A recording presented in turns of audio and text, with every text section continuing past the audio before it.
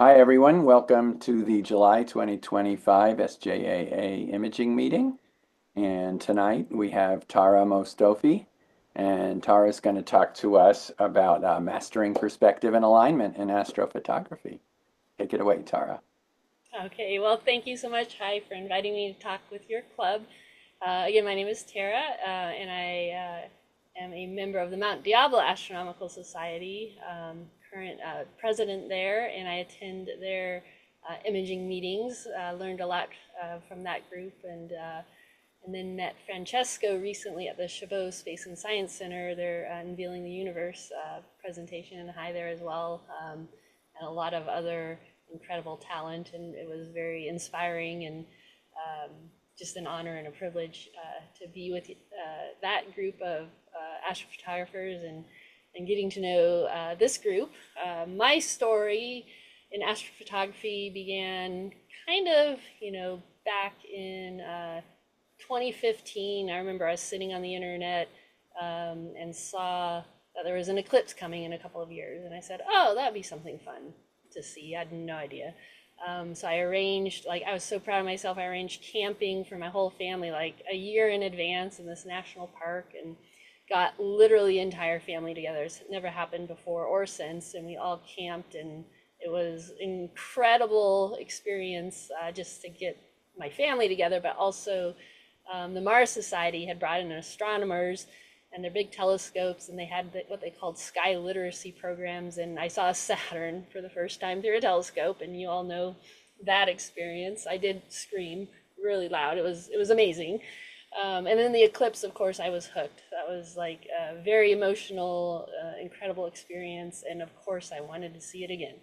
And so I joined a Facebook group and got involved with planning for the 2019 eclipse, met and helped organize a party in La Serena, Chile, and with like 50 eclipse experts and astronomers from around the world, and people that own telescopes and knew things about the night sky. That eclipse was also amazing. And then all of a sudden, I owned a star tracker, which is something I had no idea I would ever need. And all of a sudden, I'm like, oh, I don't need a telescope. I have camera lenses. And then I had a telescope. And then you guys know the next story. Then I had a bigger telescope and a better mount. And now I'm working on getting, a C14 with our club, observatory on the top of Mount Diablo, kind of up and running. A couple of members in our club have been working on that tirelessly for years. So that's kind of my background. um, and as a photographer, very like just taking pictures of my kids, but I always kind of had an interest in the moon and the sun and where they are in the sky. And I had, the photographer's ephemeris, which just kind of tells you where things are in the sky.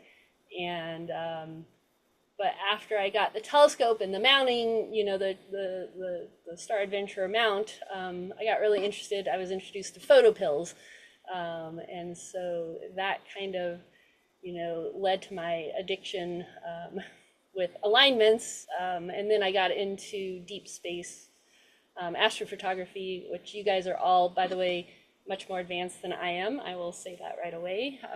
But, I put my 72-inch Skywatcher Eva Star on my little Sky Star Adventurer, spent like 5 days getting that thing balanced. But in the end, I was able to guide and take 2-minute exposures, and got my first picture of Orion. It was terrible, but I was hooked. And so that's my backstory. So I'll go ahead and start my presentation now. So it might be a little bit, I think, different than some of your other more advanced post-processing kind of. Oh, and it won't let me optimize video for sharing. Anyway, we'll try it. Okay. Are you guys able to see my screen? Yeah.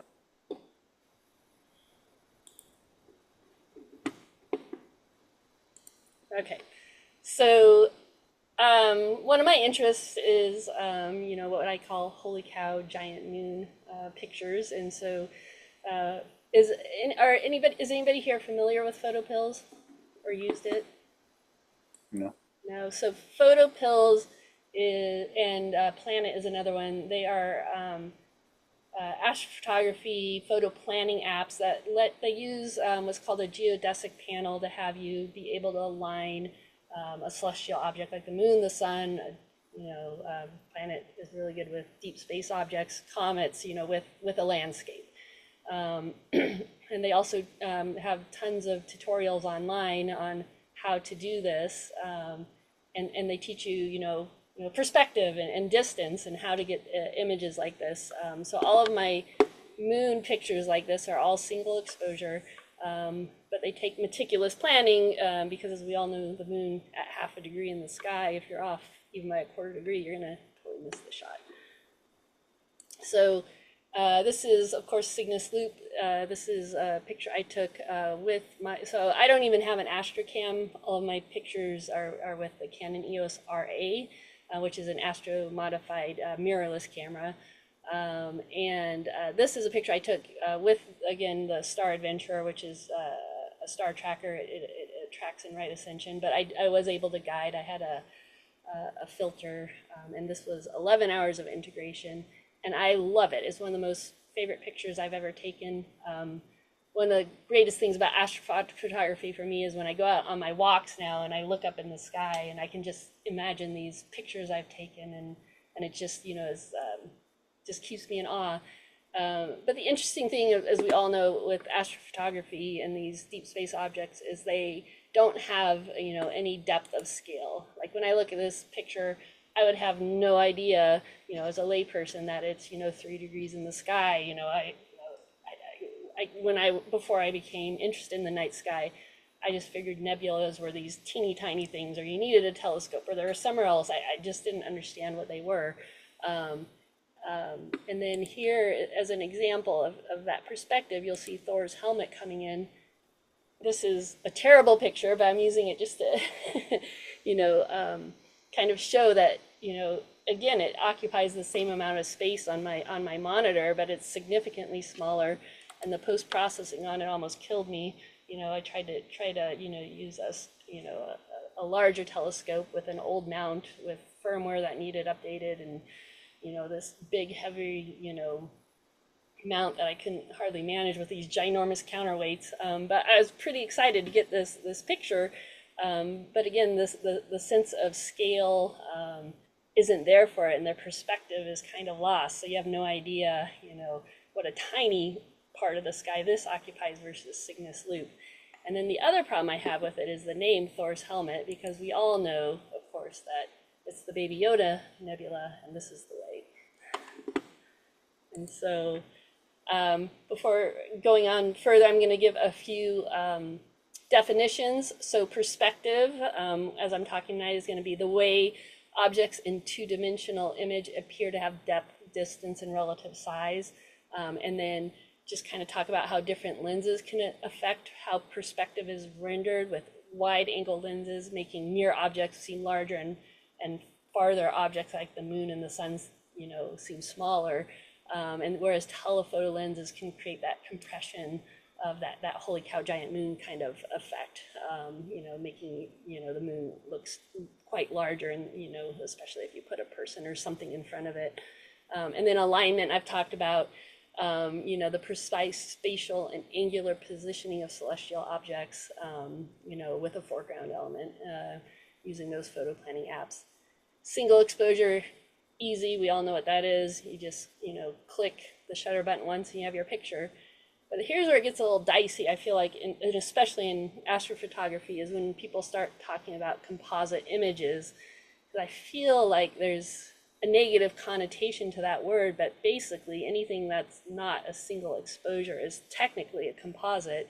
But I would never use that, to describe a stacked astrophotography image, which, we all know well is used to, bring out detail, and not to, alter the image in any way outside of, reducing noise and detail in the image, versus, like what I, in this lecture, or in this presentation, I'm going to call a dreamscape image, which is more of combining elements that aren't actually interrelated in space, with the imagination of the photographer, and those can come up with some really great and wonderful images as well, but not necessarily tied to science or accurate descriptions of what's going on in the sky. And then finally, we'll talk about deepscape imaging, which is something I got interested in just because of my, alignment addiction, which is where you take a deep space object and you combine it with a foreground, with the caveat being that they both occupy the accurate positions and apparent size within the photographic frame to a particular point in time. And I enjoy doing that because it gives my astro images more of that perspective and that depth and just a more personal feeling. So that's something I've gotten into and really enjoy. So this is a picture of my husband and I.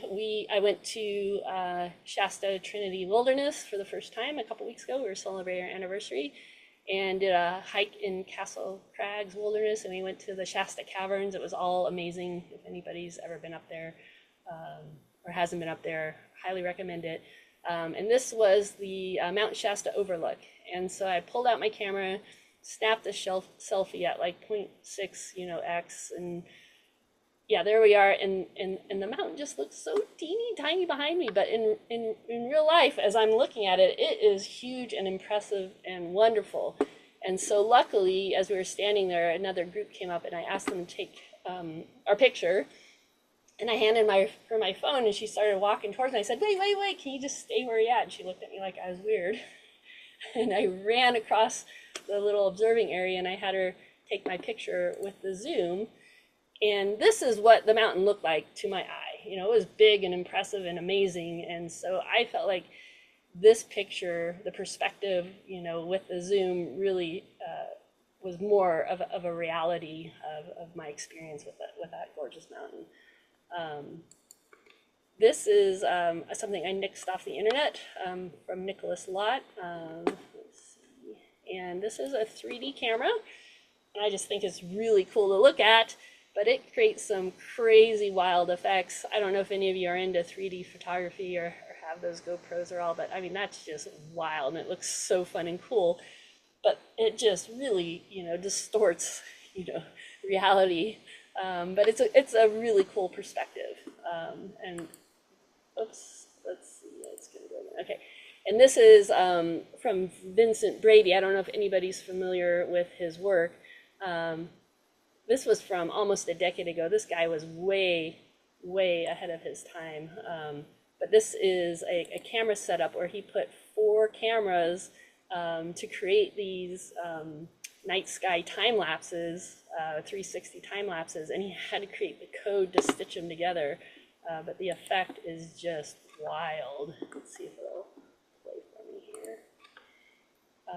And I just love how he presented everything and the processing and how he had the foreground come into light. I don't think it was from the moon. I think that's all was processing, but you see the arch of the Milky Way coming up. And so some crazy things can be done with perspective, with a photo lens, not necessarily, a reality of, what we can see, because you've taken, basically a round world, a spherical world, and turned it into a flat presentation. But it is accurate because it's not, nothing is, moved in the frame or changed. It's just that perspective of the lens that photography gives us.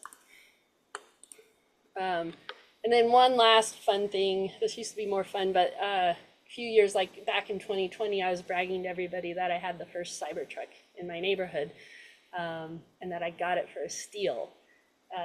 And everybody was saying they haven't even released these cars yet. Well, now they're all over the place on the roads, but this is what's called forced perspective, and it's kind of fun because you can see how I just put my little Hot Wheels Cybertruck on a tripod and was able to get this picture that made it look like I had a real Cybertruck in my driveway. So lots of fun things with perspective and alignment can be done in astrophotography. This is a friend of mine, Alex Barbowski. He is a great post-processor, and he used the ISS Transit Finder app. and he stacked his moon to get this mineral moon look, but also, you know, with the ISS going across it. And so, let's see if I zoom in and play it again. You can see the ISS going across. He was able to stack the ISS in the frames he got, you know, with it going across the moon. So, you know, this can lead to really long nights and really tired work days the next night as you're driving like, you know, 3 hours to get the alignment of the ISS and now the China space station as well, going across the moon or across the sun. And I'm sure you're all familiar with the handy way to measure the night sky. The most important one, how many of you guys use this when you're out doing a walk in the middle of the day with your family or, you know, walking through the night sky? The most handy one for me is like sticking out your pinky as I'm walking and seeing, oh, is the moon going to be, you know, bigger or smaller than that tree, you know, with the moon being half a degree. I've had to convince my brain over and over again that as the moon is rising and it looks gigantic and enormous in my brain, I can still put my little pinky over the moon and totally cover it. And I'm like, how does that happen? Because it looks so much bigger than when it's way up in the sky. 25 degrees is kind of fun, you know, because that's kind of where you focus with your eyes. You know, we have peripheral vision almost out to, you know, 180 degrees, but that's just kind of the focus area.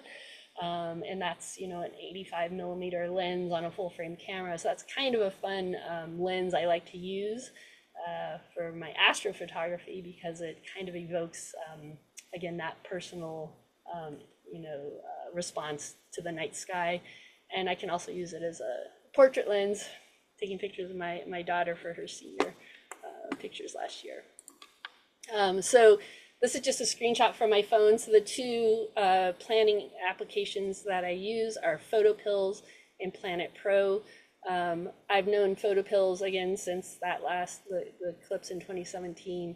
Planit Pro is more recent. I'm not as familiar with it, but it's got some features in it with its augmented reality that make it easier to use than PhotoPills. But I still mostly use PhotoPills just because I'm comfortable with it, and I feel like I can get a really precise alignment. So here's a fun adventure. This is, you know, of course, moonrise, you know, over the Golden Gate Bridge. And I kind of was having fun because the Coit Tower was right there. The Berkeley Hills kind of obstructed it, but I was trying to get a double, you know, the moon rising behind the Coit Tower and over the south Golden Gate Tower. You can also use it, you know, PhotoPills to align with you know, people. These are just a few shots, a GIF I made of my daughter and her friend dancing up on a hill. You know, they, you know, we're having a good old time. And I think every time I go out, I always have an adventure with my camera with these pictures, and I end up with 500 or 600, you know, clicks on the shutter to go through for a, you know, a 2.5 minute moonrise. So when we think of these holy cow giant moons, how do you get a human, you know, less than, you know, half a degree in size? Here's a picture of my friend Chris. This is from his Strava account, and he's out for a morning run. It's just kind of a cool image. But as you can see, there's no way he's going to fit behind that, you know, sun in the foreground there. And so just a little bit of trigonometry. I promise we're not going to, you know, have to relearn SOHCAHTOA.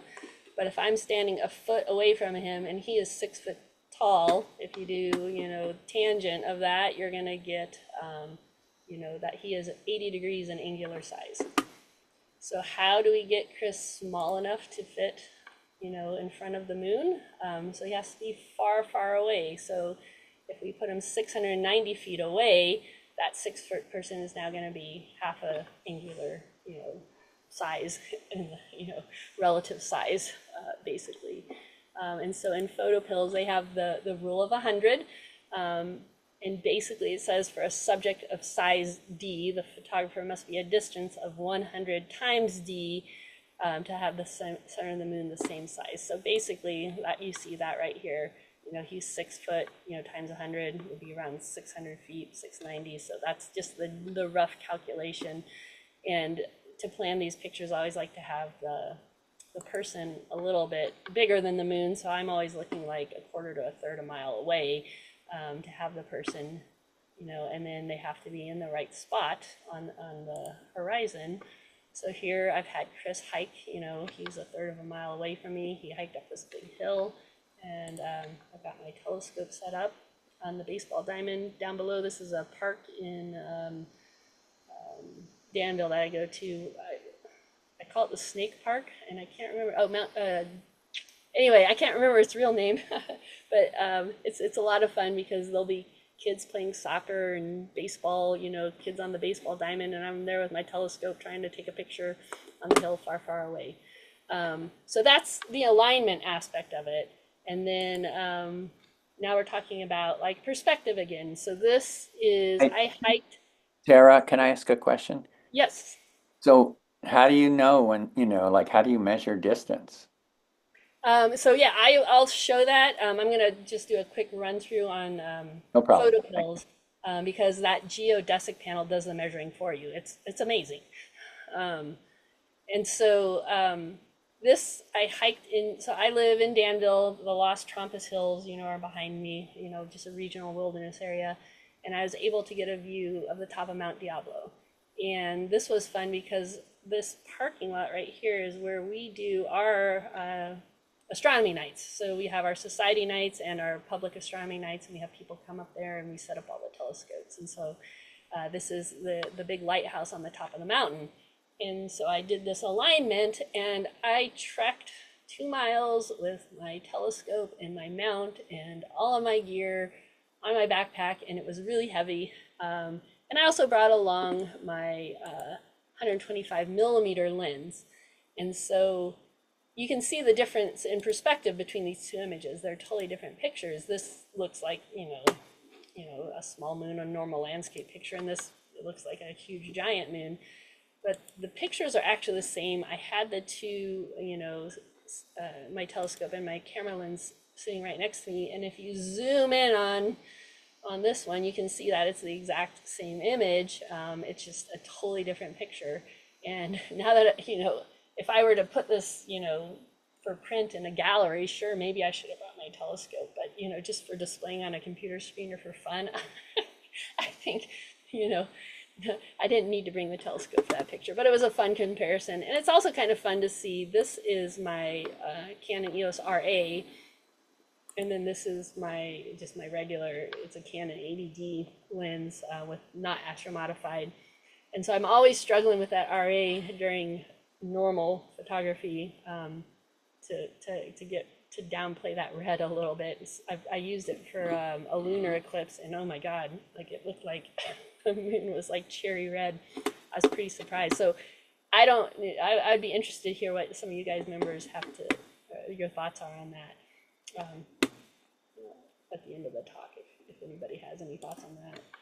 I'm going to skip through that. Okay, so now we're going to talk about dreamscapes briefly.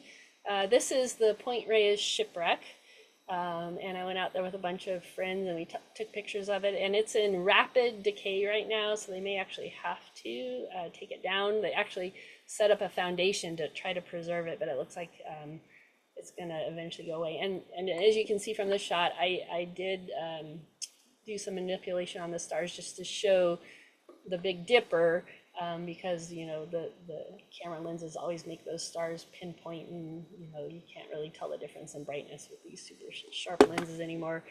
I could have used a star filter or something, but just for demonstrations here, I just show that this boat is pointing north, and I wanted to get a picture of it with the Milky Way. And so it's less photographic, side of the boat. It's all falling apart. It's fallen over. It's not very pretty. But I got the Milky Way, and I was pretty happy with that picture. And then I kept seeing pictures on the internet, and here's one of them that I just nixed. I don't know who the author is, but he's got a guy on top of this really flimsy boat that's falling apart with the Milky Way and some trees. And I will admit that this is, a pretty compelling image. It's got a lot to look at, and it's kind of fun, but it's of course not the reality of the night sky in that area, and the Milky Way would never be, in the northern sky.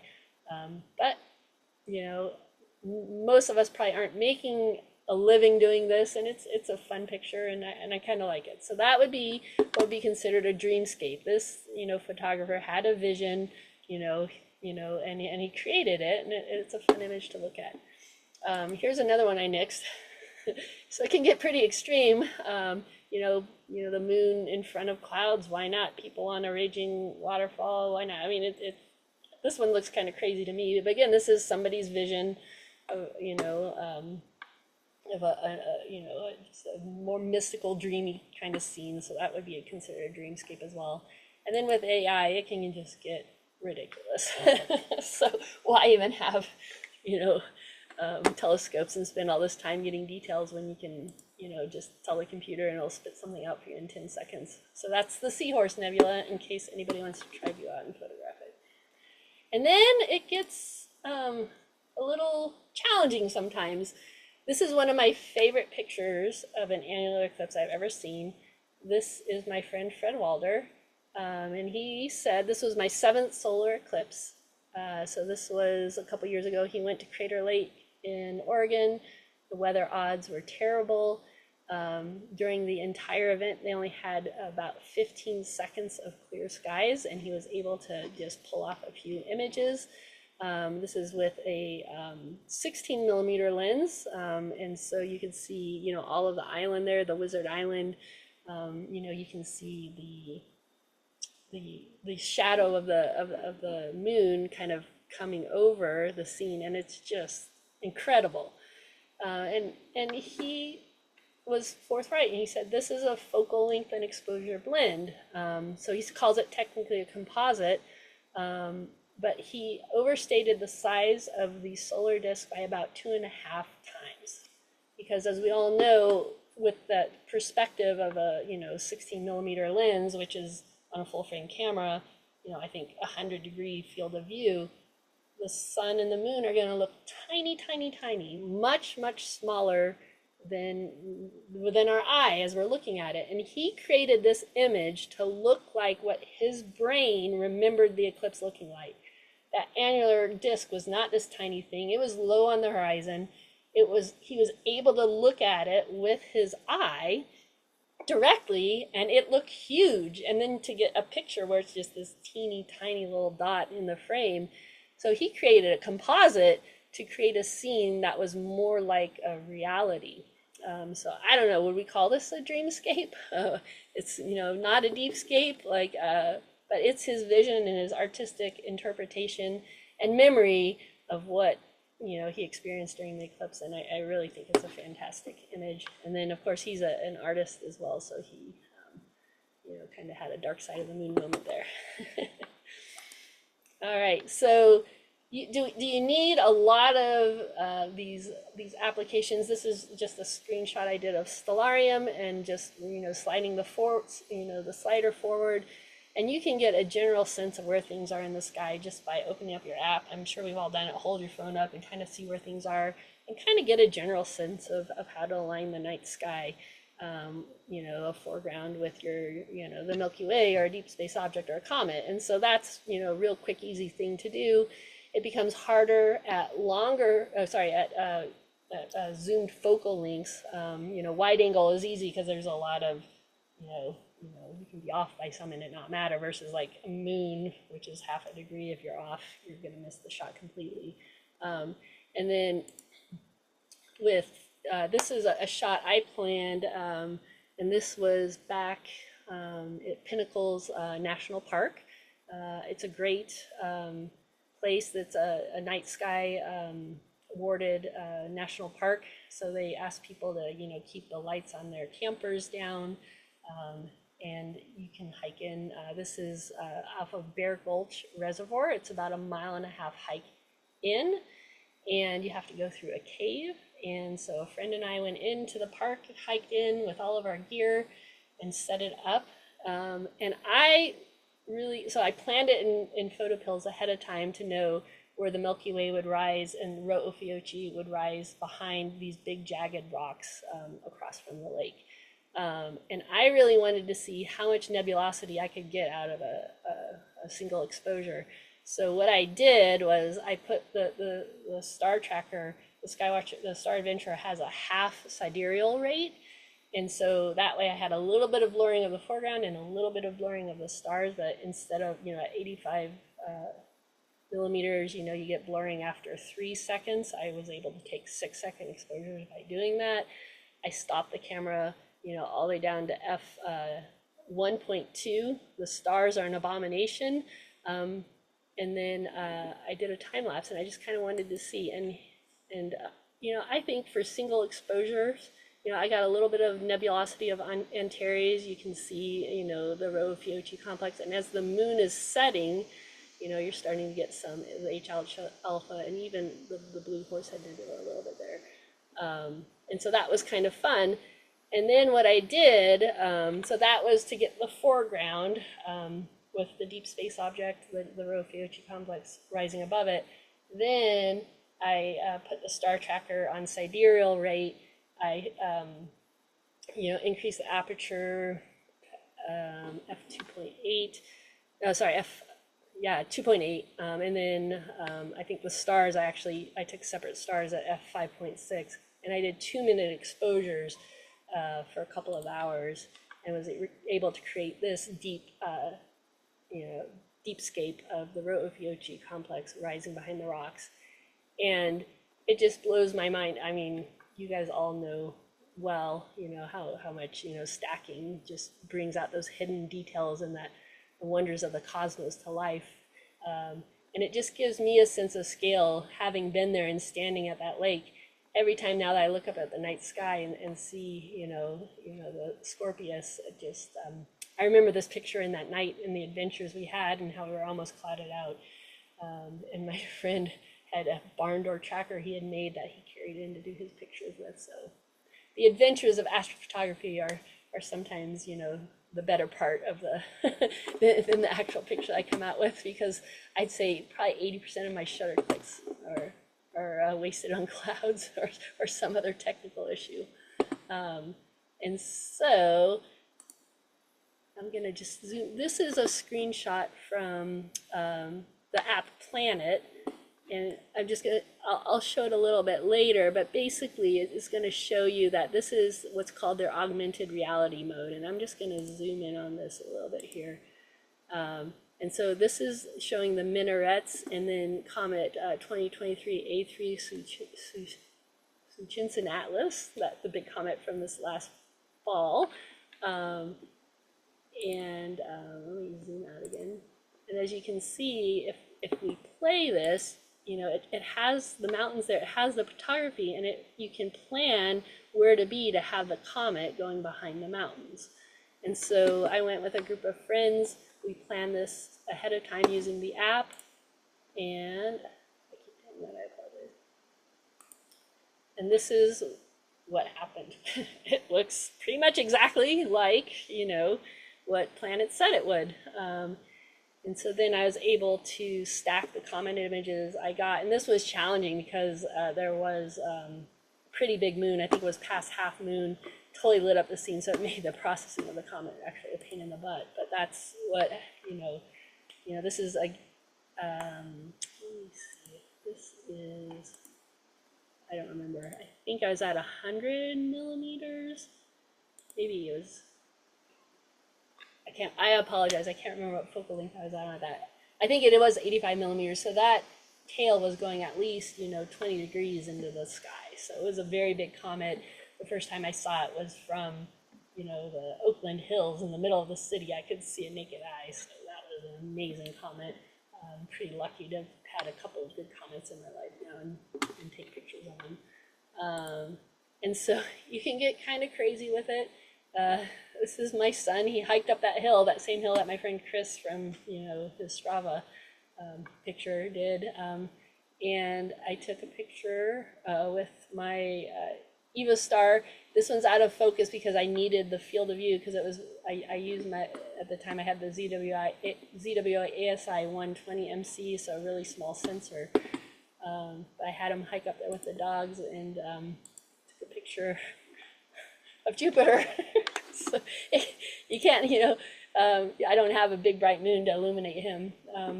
So I don't know if that's as compelling of an image, but it definitely shows an addiction there for sure, an alignment addiction. But it was fun, and he was, got to walk the dogs while he was doing it.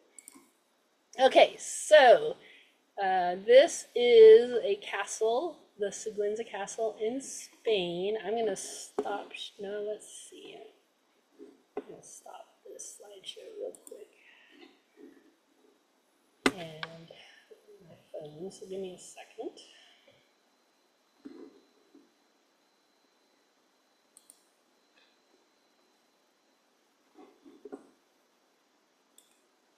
Let's see if this will work. It looks really weird on my end. Are you guys seeing anything yet?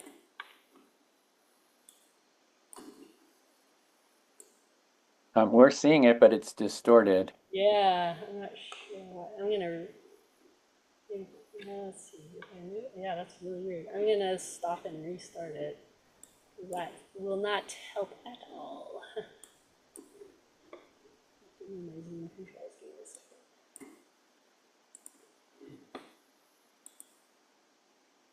I think that's right. I mean, it's cut off on the sides. Yeah. Okay. I don't know why that was doing that, but can you guys see my phone screen now? Yeah. Okay. So I'm going to open up my PhotoPills.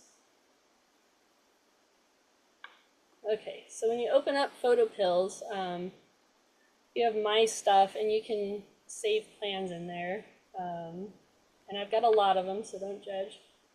But at the end here, I've planned a picture of the eclipse over the castle in Spain for 2026. And so now it's got my plan in there saved up, and I can send it to the planner. And so this is the way that I use PhotoPills a lot, is this top, as I'm moving my phone, and I'm moving the top here, panel has different things that you can do. So this is the one I use a lot. This is called the geodesic panel.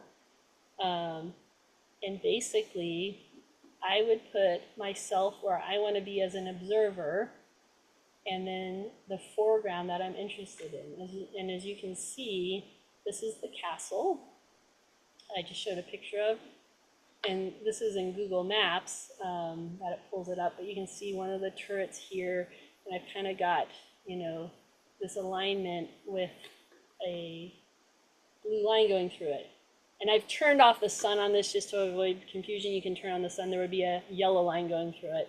But basically the blue line is the path of the moon going through the sky. So on the bottom here is a panel that shows the time. And so I can move this back and forth, and you'll see this line of where the moon is in the sky kind of go back and forth. Okay. And then if I move this top panel here, this shows you just information of the azimuth and the elevation of the sun and the moon. And because it's during an eclipse, oh look, they're both at the same place. And it's a new moon, which all eclipses have to be. This shows you the sun and the moon rising and setting times for the day, the twilights, the Milky Way, which we're not really interested in, but for other pictures you can. And then here it has the total solar eclipse. You can turn this, you can toggle that on and off, select different eclipses, and then here it shows, oops, I just turned it off, so we're going to turn that back on. What did I do? Okay. And it'll show up here the timings for the first, second, third, fourth contact, and when totality is going to be, and you can move this slider back and forth and kind of see all the phases of the eclipse and know exactly where the sun, the moon are going to be, at whatever time of day it is. I can push on this and hold it to really fine tune that slider to really, so you can know precisely where the eclipse is going to be. Okay, so that's during totality. So a very powerful tool. And just since I'm here, going to scroll. They also have a meteor. You can load the meteors, like the Perseus looks like it's going to be coming up in the next couple of days, but you can see in 2026 the Perseus is going to be pretty dang bright, but this year, because of the moon, it's going to be kind of a bust probably. Okay, so now I'm going to go back to that geodesic panel, and we're going to remember that PhotoPills rule. So as you can see, I placed myself on probably somebody's land. I'd be trespassing, but I go on Google Earth and I look, and I see a few trails around there. Not sure if this is an actual valid shooting location, but I'm up on a hill, and there's a big valley before the castle up on the hill, and we know there's clear skies above it. And you can see from this panel here that I am 2,051.3 feet away from the castle. And so that tells me that, you know, the moon will be a relative size of 20 feet, you know, given the topography. Given the distance I am from the castle. The further you are from whatever your foreground object is, the bigger the relative size of the moon is going to be to your subject. And so the other thing that you'll see is, you know, show the height of the moon at this time. So the moon is going to be 272 feet above the ground. You know, this measures it from the ground, and you'd have to take the castle, you know, size into it. So it's a little high in the sky. This button here is where you would aim your camera. Okay, so if you see here, I have my Canon EOS 80D on there with an 85 millimeter lens. So I can change that to my RA to give myself a little bit of a bigger field of view and zoom out. And now I'm able to get that whole castle in with an 85 millimeter lens. You know, the moon and the sun at 85 millimeters is a little bit small, but I can then change that and say, well, how would it do with a 200 millimeter lens? And this is, I'm not expecting to actually teach anybody PhotoPills, but just kind of give a primer to see if I can, you know, if you're interested. There are hours and hours and hours of tutorials online. I enjoy Raphael the Bard. He's the PhotoPills creator. He's brilliant. His tutorials are great. He does have a Spanish accent that some people have difficulty with, but there are several other people that give tutorials as well. But basically now you can see as I'm moving the camera around, this is going to be the field of view, you know, landscape mode of the camera. So I am going to cut off some of the castle now, but the moon will, you know, be more prominent in the picture. And then I can change it from landscape mode to portrait mode if I wanted to, just by pushing on my camera there, or on the phone there. Can I ask another question, Tara? Yes. So it's taking into account your elevation and the castle Yes. So elevation? my elevation with the black pin is, sorry.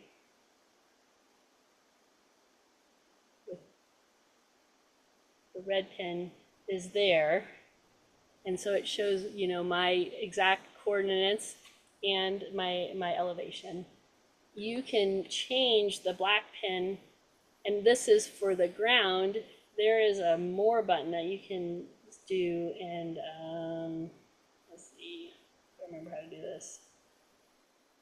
Anyway, you can do an offset.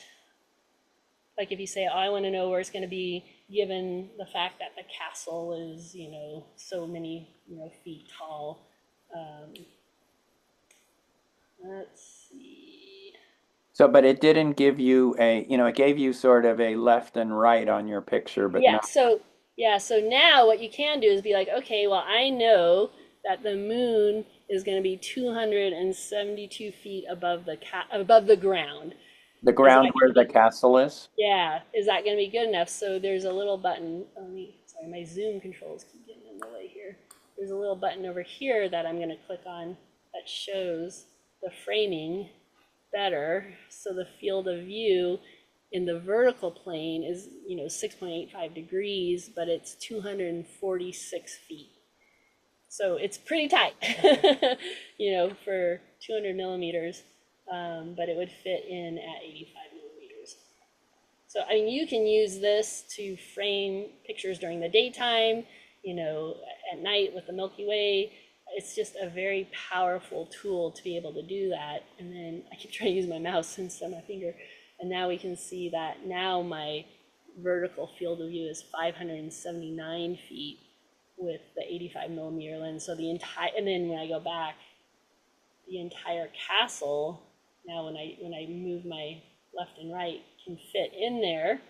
I know that the vertical height as well, and I like the framing on that. So that's kind of why I had that as a plan, and that moon would be directly over those, the eclipse would be directly over the turrets. So Now, do you anyway, worry that there's, could be some tall tree or right. some, And so I worry all the time about that. And like one time, there was a fence in the way, and I knew there was a fence in the way, and I didn't know if it was going to be a clear view. So what I do is I often pre-scout things. For the park, there's a lot of trees that are always in the way. I went from a nature lover to hating trees because they're always blocking my view. um, but I also use Google Earth a lot. And sometimes I forget I haven't been places because I've been on Google Earth so many times, scrolling and looking around and just getting a sense of the topography and like, oh yeah, I think that power line is going to be in the way. So it's a little silly, but that's what I do. Okay, and then I was just going to show Planet real quick.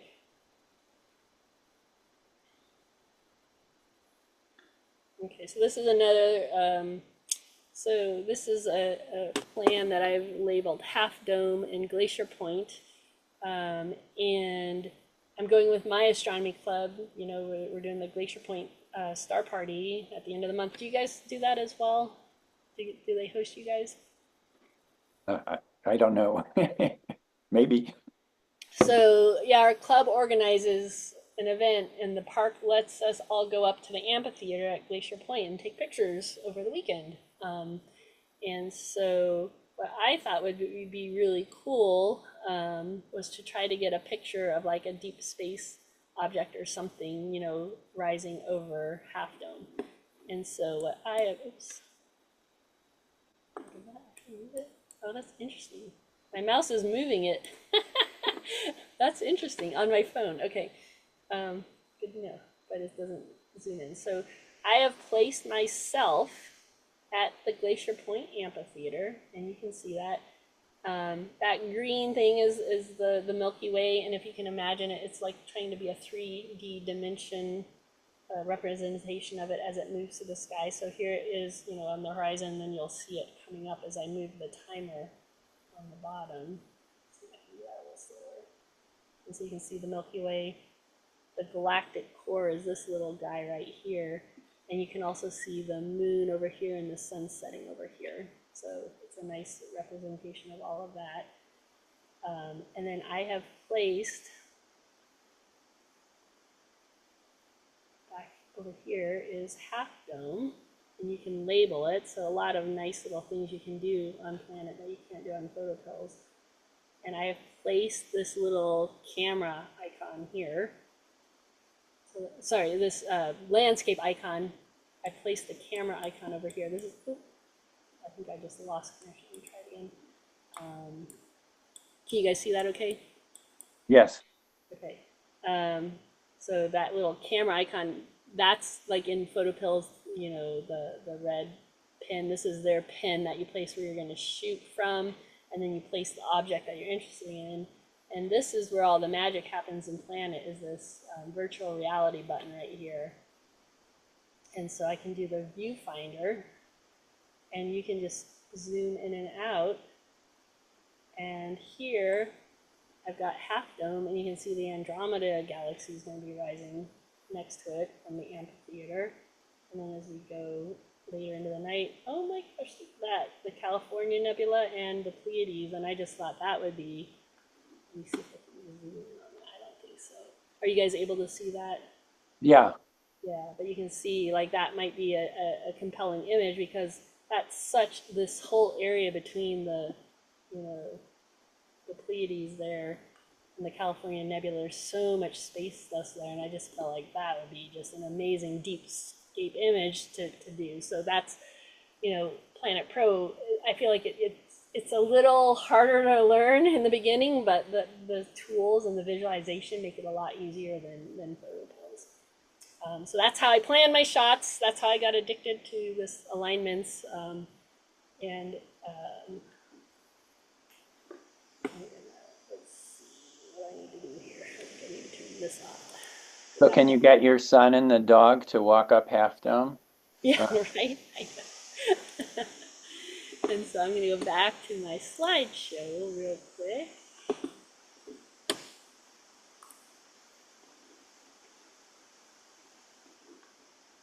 One second. Almost done. I'm just changing my view again.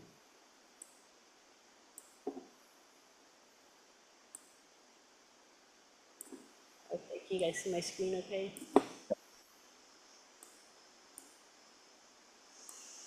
Sorry, my computer's being a little laggy. Did I freeze? Well, I see the falls. Okay, so I was going to go through a post-processing. Let me get my notes. We all got to have notes, right? Oh, I put them on there. Okay. All right, so this is a kind of the steps I took to do a deepscape of Comet E3 ZTF. You know, it was not as big as A3 Atlas or Neowise. It was only 4 degrees in the sky.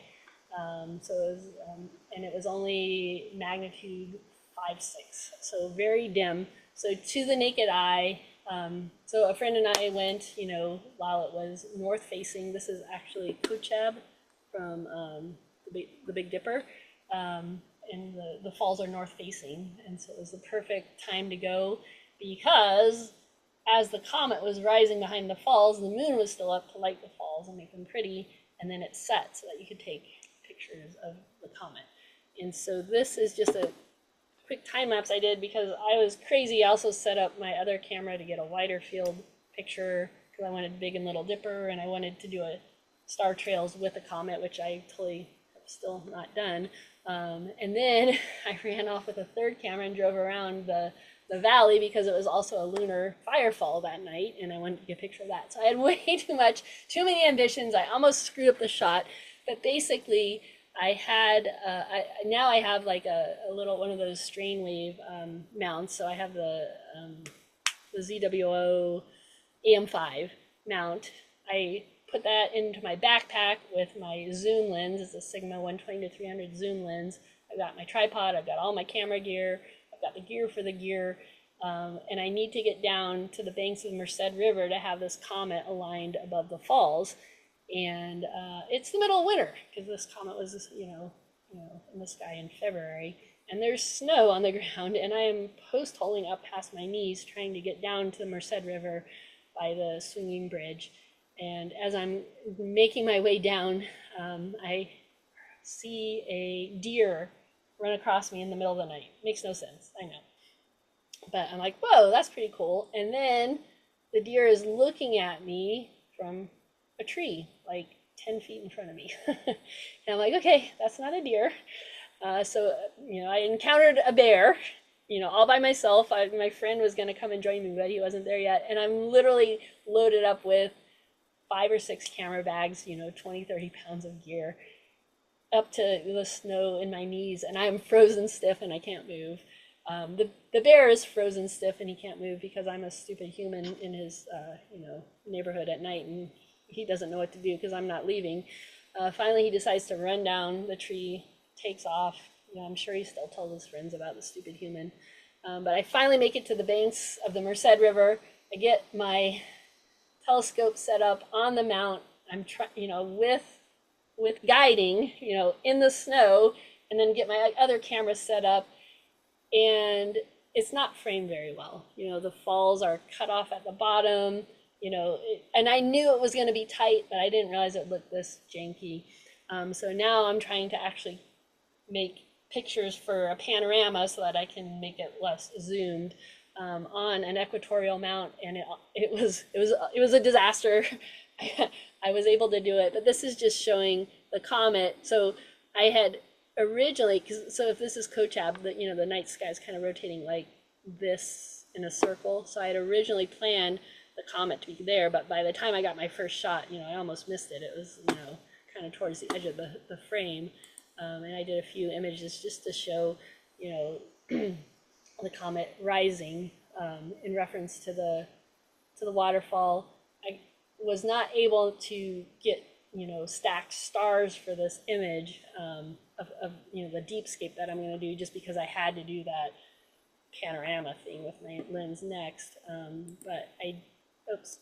So this is just a visualization I did where I used, this was pre-Planit, so I used PhotoPills and Stellarium to know where the comet was going to be, because PhotoPills does the sun and the moon, the Milky Way, and the meteors, but not any deep space objects. So I'd use Stellarium, inputted the azimuth, the elevation, so that it would be above, Yosemite Falls, knew where to go, along the banks of the Merced River, kind of plan that the comet would fit, because I knew its tail was around 4 degrees, around the time I was shooting it.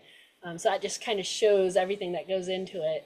And this was the framing, with the one lens, and then how I had to make, other images to kind of make that panorama to make a more pretty falls.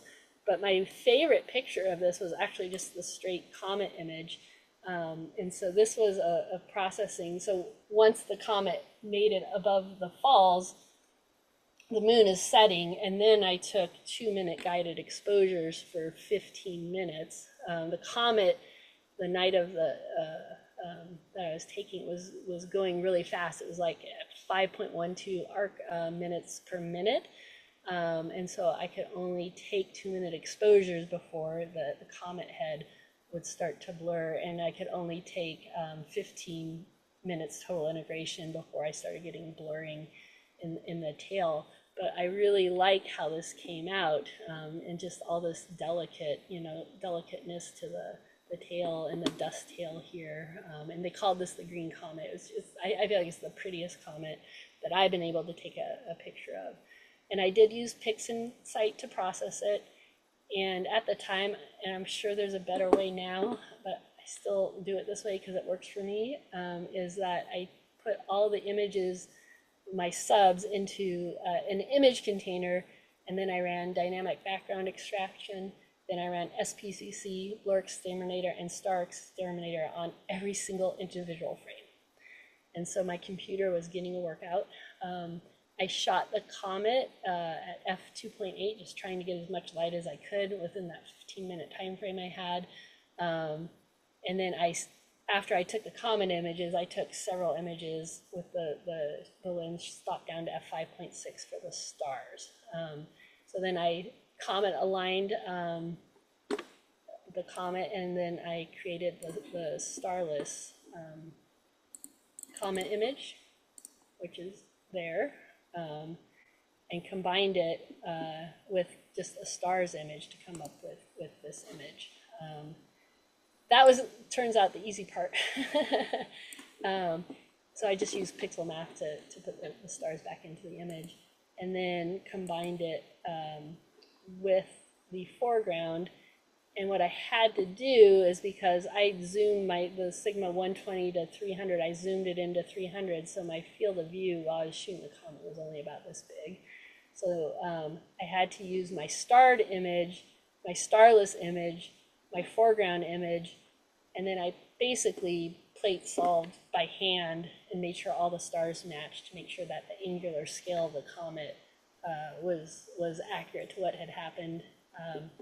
And it just amazes me that, that little tiny blurry smudge of green that you saw in that short time lapse, that tail,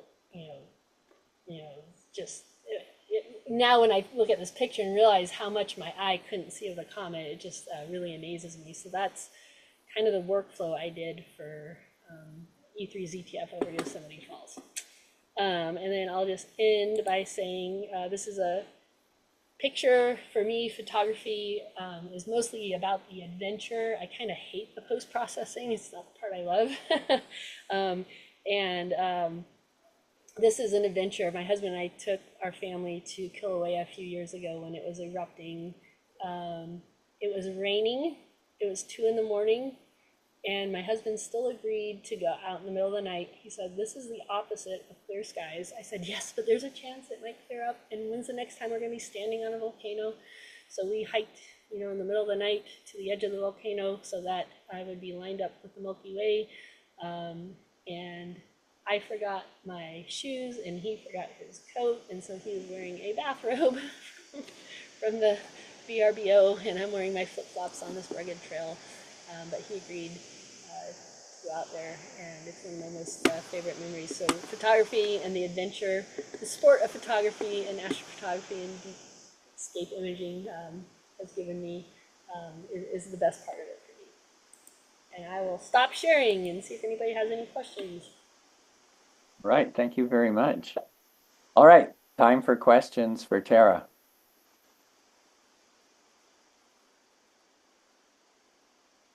All right, well, I can get it started. I was curious about the foreground stuff in your iPhone or whatever, in your smartphone apps, in that, it didn't seem like, I mean, I guess for really famous things, they might have a picture of it, but for most things, you're just estimating. Is that right? You sort of know the elevation and, So in PhotoPills, you can move where you're at, and you can move where the object, is. You can move those pins and kind of get, a different sense of the scene. But the nice thing about Planet is that, yeah, you can import so it has the 3-dimensional, the augmented reality, and then you can actually import or even make the objects. You can make that castle and put it on the hill and then let other people use it as well. So you have the dimensions of the castle in there. I know like the Golden Gate Bridge is in Planet, so you can have it actually there, and you don't have to actually like keep moving the pins around in or you PhotoPills. mean like people have made 3D models of the Mhm. Golden Gate? But I Yeah. mean, you probably won't make a 3D model of, some random location. I mean, it sounds like a lot of work, or is it? Or It's maybe, a oh, it's a shit ton of work. okay, all right. So it is a lot of work, but it's It's worth it. Okay. yeah, and as I'm walking, literally anytime I take my dog for a walk or I'm going out I'm always like sticking my finger out in the sky and seeing how big things are in relation to where a trail is and where like an open ridge is. It's kind of a little neurotic. And you But make I'm always backup scouting for plans? that location with a clear, the object on the top of a hill that I can get far enough away from to do these So do kind you of. have like a like if there's a tree, I'm going to point B and, stuff like that and make two plans or something like, Yeah, yeah, like in a backup plan, and I do try to pre-scout it ahead of time whenever I can. or But but like like the castle in Spain. yeah, for the eclipse, I'm like, I went on Google Earth and could see, oh, there's like a hiking trail there, and then you can use Strava heat maps and say, oh, people actually hike on that hiking trail. It's not the best, So I have no idea if that's trespassing or if that, yeah, again, I was using it as an example of, well, now what? I've got this plan, but can I even make it to the shooting location? I have no And idea. that's the Sky and Telescope eclipse tour that you're talking about, I suppose. Oh No. yeah, I think they do. I would. No, I'm asking if your plan was Oh, that. for Oh, it my was at thing. some castle in Spain, but I don't know. Yeah, so that was just a plan I came up with when we were looking at going to the castle, but it was way too expensive. Yeah, so Oh, we. okay. So, All um, right, go ahead. I was wondering when I went to Oregon to try to see the 2017 eclipse.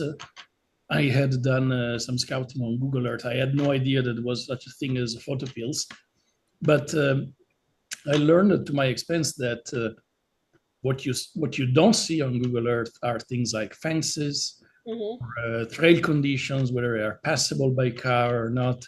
So, what kind of do you have anything beyond just going there and experiencing yourself that you any trick that you use to figure that part out?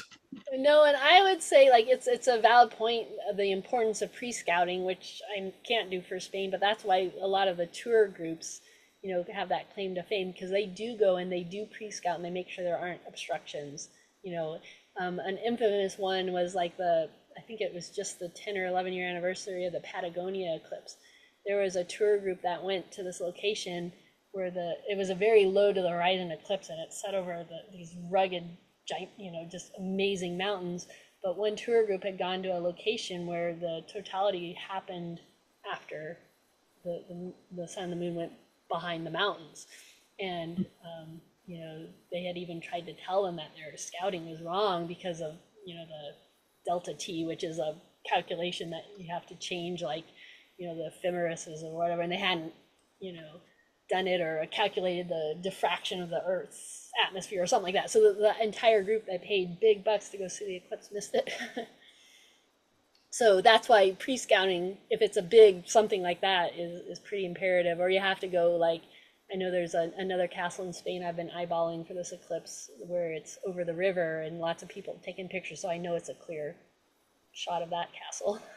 And I know that you can get to it from a public bridge, which will probably have 1,000 other people trying to get there as well. So I guess the joys of eclipse chasing there. The next stage would be crowdsource the information about these locations. Yeah, but trees, power lines, everything that gets it's always an issue.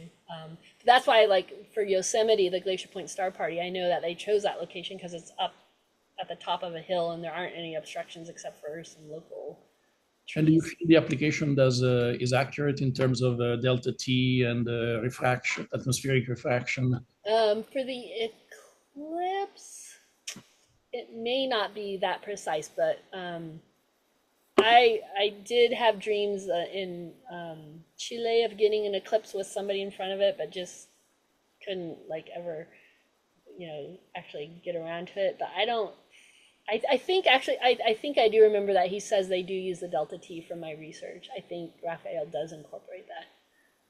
Thank you. Yeah.